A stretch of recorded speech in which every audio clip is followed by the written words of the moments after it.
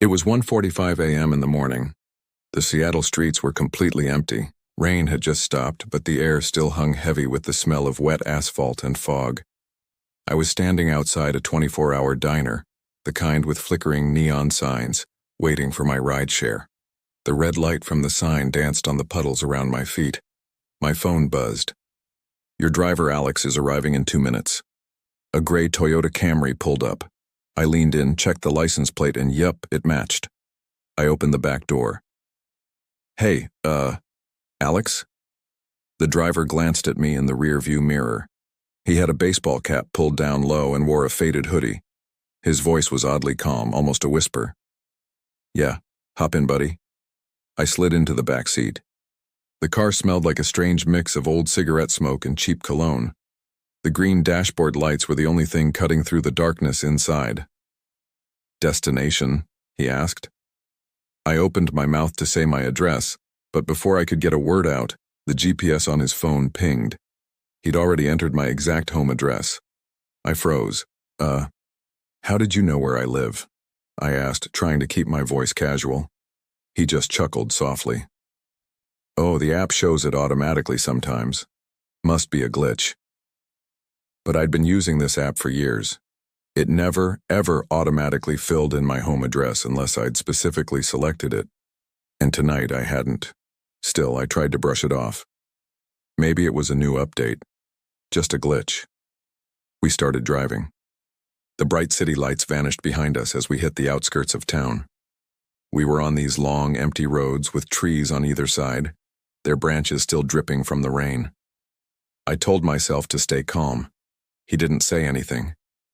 The only sound was the rhythmic scrape of the wipers on the windshield, like fingernails dragging across glass.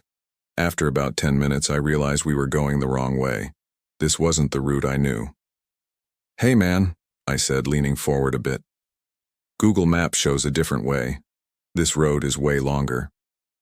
He didn't answer, just kept his eyes locked on the road ahead. I tried again, a little louder this time. "Hey, did you hear me?" He finally spoke, his voice as soft and flat as before. "Don't worry, this is faster. I used to drive around here all the time." His tone was completely emotionless. And that phrase, "used to," just stuck in my head. It felt off. We drove deeper and deeper into what looked like a deserted industrial park, half of it still under construction. Most of the streetlights were broken, so the only light came from our headlights cutting through the thick mist. I glanced at my phone and my stomach dropped. No signal. Just that dreaded emergency calls only message. That's when I noticed something even worse. I looked at his phone on the dashboard mount. The rideshare app wasn't running anymore.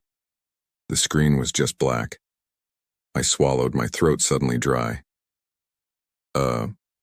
Why'd you turn the app off?"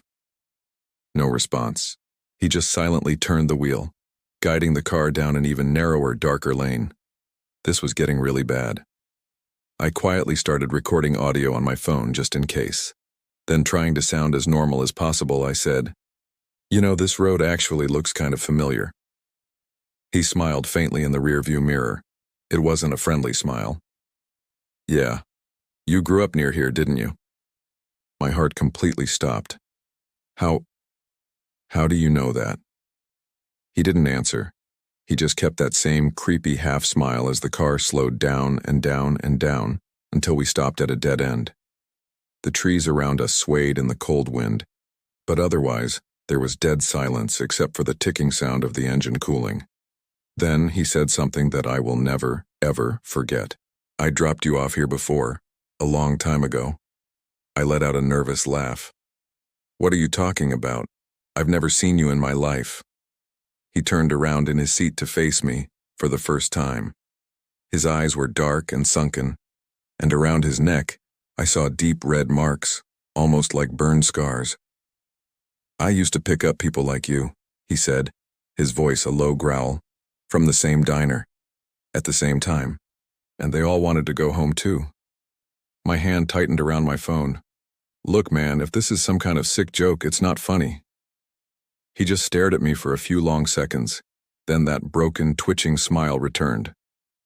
"Funny thing is, They never made it home either. My breath caught in my throat. I grabbed the door handle and yanked it. Locked. I tried the other one. Locked. Every single door was locked. He leaned closer, whispering now. Go on. Try to tell me your address again. And that's when I saw it. On the rearview mirror, written in the faint condensation on the glass, was my full home address. The exact number and street name. It was appearing right before my eyes as if someone was writing it from the inside. But I hadn't said a single word. Let me out, I screamed, kicking the door as hard as I could. Suddenly the car lights flickered and the radio crackled to life. A distorted, static-filled voice whispered through the speakers. He's already been here. The driver's hands were gripping the steering wheel so tight his veins were bulging. And then, he was gone. I mean, literally gone. Vanished. The driver's seat was empty. The car was still running, but there was nobody behind the wheel. The door locks clicked open. I didn't hesitate.